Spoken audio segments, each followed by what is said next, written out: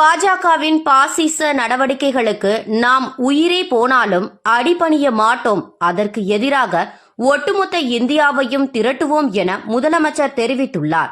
ஒன்றிய அரசிற்கு எதிராக கண்டன பொதுக்கூட்டமானது திருவள்ளூரில் உள்ள திருப்பாச்சூர் பகுதியில் அமைச்சர் ஆவடி சாமு நாசர், மாவட்ட செயலாளர்கள் திருத்தணி எஸ் சந்திரன், வல்லூர் MSK ரமேஷ் ராஜ் ஆகியோர் தலைமையில் நடைபெற்றது.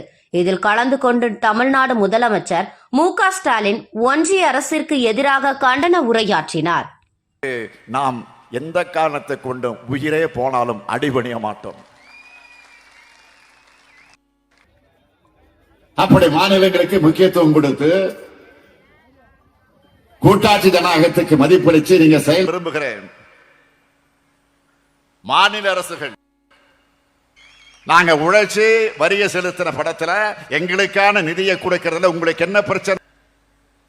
தமிழ்நாட்டுக்கு தர வேண்டிய நிதியை தர மறுக்கிறாங்க. உண்மையிலே மக்களுக்கான மாணவர்களுக்கான திட்டமாக இருந்தா நாம அதை ஏன் எதிர்க்க போகிறோம்?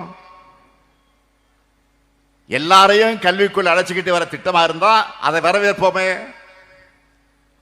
வரவேற்று மகிழ்ந்திருப்போமே, மகிழ்ச்சியோடு அதை நிறைவேற்றி இருப்போமே. ஆனா தேசிய கல்விக் கொள்கை அப்படிப்பட்டதான். கல்வியில இருந்து மக்களை நீக்கம் செய்வதற்கான அத்தனை செயல் திட்டங்களையும் கொண்டதாகத்தான் இந்த கல்விக் கொள்கை இருக்கு. அதனாலதான் எதிர்க்க வேண்டியதாக இருக்கு. தேசிய கல்விக் கொள்கையை நாம ஏன் எதிர்க்கிறோம்னு அதனுடைய வரைவு கொள்கையா வெளிப்படையாகவே கல்வியாளர்கள் அடங்கிய குழுவை அமைச்சு தெளிவான ஆய்வறிக்கையை நாம் வெளியிட்டோம். அது இந்தியாவை வளர்க்க உருவாக்கப்பட்ட கல்விக் கொள்கை அல்ல,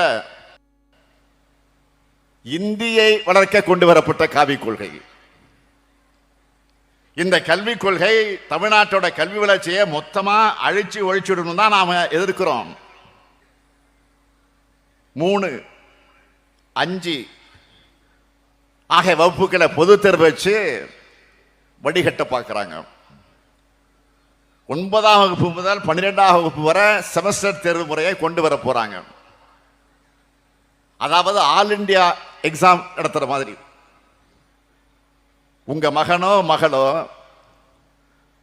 12ஆம் வகுப்பு முடிச்சுட்டு விரும்பின கல்லூரியில் போய் விரும்பின பாடத்தில் உடனே சேர முடியாது. இப்போ மருத்துவக் கல்லூரியில் சேர நீட் தேர்வு வைக்கிற மாதிரி ஆர்ட்ஸ் காலேஜுக்கும் தேர்வு வச்சு தான் எடுப்பாங்க. அந்த தேர்வையும் கல்லூரி நடத்தாது, தேசிய அளவில் தேர்வு ஏஜென்சி தான் நடத்தும். 10ஆம் வகுப்பு முதல் பட்டப்படிப்பு வரை படிப்பை தொடர விரும்பாத மாணவர்கள் அவங்களாகவே வெளியேறலாம். இப்படி சொல்றத போன்னு விரட்டத்துக்கு சமம். 6ஆம் வகுப்பு முதல் தொழிற்கல்வி என்ற பெயரால குலக்கல்வி திட்டத்தை அறிமுகப்படுத்த போறாங்க. இதையெல்லாம் பார்த்துத்தான் தேசிய கொள்கை ஏற்றுக்க மாட்டோம்னு ஆணித்தரமாக சொல்றோம்.